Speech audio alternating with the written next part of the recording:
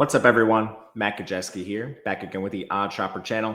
Today, we're talking some college football. It's week 13. This is the Friday slate. Before we get started, make sure to hit that thumbs up button, subscribe to the channel, and hit the notification bell so you know when this and all other content goes live. If you've done that, thank you. It does help us a ton. We're also brought to you by Bet365, and they have a deal right now where you can bet $5 in any game, whether it's a side or a total. It can win or lose, and you're still getting $150 in the form of bonus bets. But there's an additional way to take advantage of this where you get 1 month of our Tails Marketplace. Head to Odd Shopper. You see this Tails logo right at the top. You'll hover over that. Click Get Expert Picks Free. You'll find that very same Bet365 offer right here. If you just take advantage of that $5 bet, any side or total, win or lose, by clicking the Claim Offer button, you're going to get 1 month free of our Tails Marketplace. It could be me, someone else. There's every single sports offering you could possibly imagine featured in there, all sorts of creators. And another thing you can do is stack these. If you do Bet365 and Caesars, that's 2 months. So make sure you take advantage of this. This will not be around forever. It is the best deal we've ever done. Of course, if you or someone you know has a gambling problem, please call or text 1-800-GAMBLER. You must be 21 or older to play in most areas. All right, we have a 3-game slate. It is a little up and down, but there are some teams that are pretty interesting. This is our live odds screen over at Odd Shopper. And the first game we'll talk about is Temple taking on UTSA. The spread is hovering between a -16, -16.5 in favor of UTSA. The total in the game is 56 points. The first thing that stands out to me is probably my own bias towards Temple in this spot. UTSA is not a team I've been very high on, and that goes back to the beginning of the year. A lot of this is their lack of, I guess, depth. I mean, I don't really know how to put this. They lost a lot of players last year. They didn't really go out and get a lot to actually backfill those spots, and they've had a ton of injuries. So to break this down, starting on the UTSA side, their offensive line is a mess. They've been out some combination of Mekhi Hart, Luke Lepezi, Venli Tatafu, throughout most of the year. Now, they've gotten a couple guys back. A few other players have exited. It's been a mess. Receiver's been a mess. Jaron Randall's been out. DeCorian Clark has only played in 1 game. He's out again. Devin McEwen has been out. Oscar Cardenas at tight end has been out. I mean, Willie McCoy missed their second most recent game. He's back now. But, I mean, this has been an absolute mess at receiver. And then on defense, they have players all over the place out. Nick Booker Brown got arrested before the season started. Joe Evans is out for the year on the defensive line. Zach Morris at corner missed their last game. Ken Robinson at safety missed their last game. Jimmy Wyrick has been out for a while. He's a depth safety. I mean, I'm honestly confused how this team has turned the corner seemingly in 1 games. They've beaten Memphis and North Texas in back-to-back games. And pretty clearly, too, there was nothing really hidden in the box score. They certainly have games that are like that. The Rice game, they got demolished. It should have been worse, their margin of defeat. But, man, recently it has been awesome for UTSA. And part of it is just Owen McCown has been awesome in their last few games. Basically erased the turnover-worthy plays. He's now up to 21 big-time throws, 11 turnover-worthy plays. That's all front-loaded this season. As you can tell, they lost some games early on, and they've been awesome of late. His completion percentage is 61%. Yards per attempt is 7.2. Nothing fantastic there. He just is taking care of the ball, and he's mitigating the offensive line, which has been bad. It was a big problem for them earlier this year. It's going to be a problem the rest of the way, but as long as McCown plays like this and plays like this under pressure, it's going to be fine. They're 105th in pass blocking, 82nd in run blocking. I mean, they're outside the top 95 in rushing efficiency. This is just isolating what the running backs are doing. And receiving efficiency. We talked about all the injuries they have. Honestly, shocking what they've been able to do. On defense, all of their injuries, or at least most of them, are on the back end. They are 103rd in coverage. But, man, can they defend the run. They have a great defensive line, 18th in run defense, 12th in pass rush. Can Temple take advantage of this through the air? Honestly, they've gotten pretty good play out of Evan Simon. I need to give them some credit. They've played better of late, but this team has also been a mess this year. Their wins are against Tulsa and FAU. They beat in overtime, who's on a backup quarterback, and then Utah State. So Temple, I think, is a little better than people think, at least at the beginning of the year. They had a ton of pre-camp injuries. Some of them are back now, like DeJuan Black at linebacker, who's probably their best defender, was out like their first 6 games. He's back. but they still have injuries. A lot of them are depth pieces. Cameron Stewart, Eric Stewart, and Ben Osueki at linebacker. Mostly on offense is where they've had problems. Ian Stewart's been out for a long time at receiver. Luke Watson, Grayson Maines, and Jackson Pruitt have been not playing. It's hard to tell if these are injuries or if they're just continuing to shake up their offensive line. They've been messing around with that all year, and they probably should.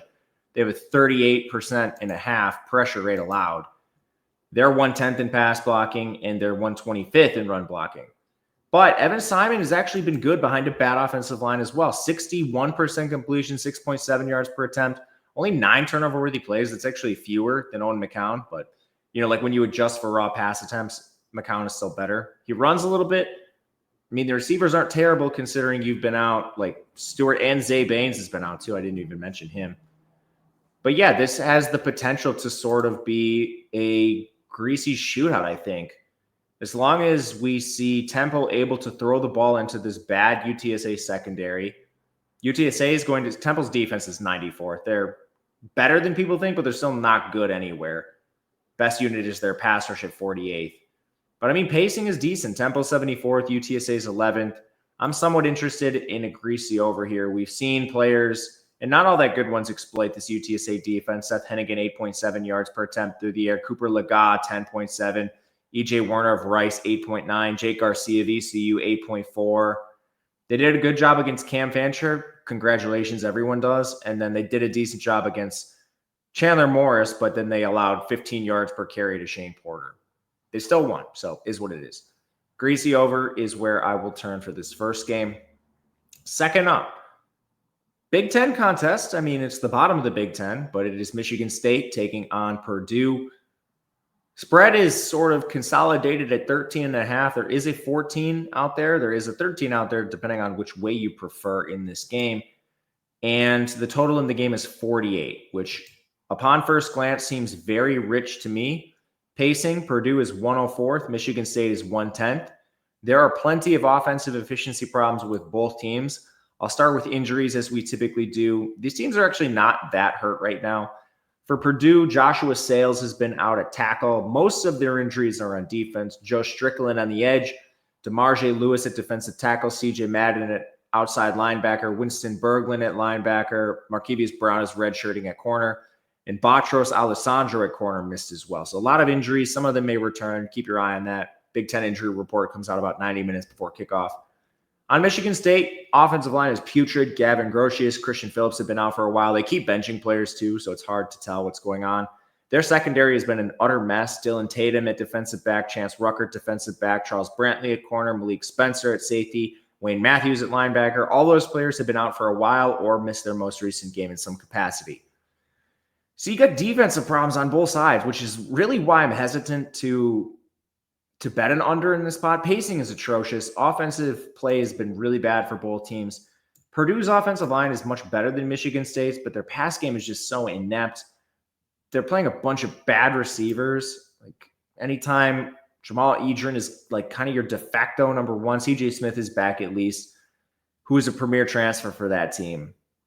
So I don't know. They're rotating quarterbacks. Hudson Card under 60% completion, 6.7 yards per attempt.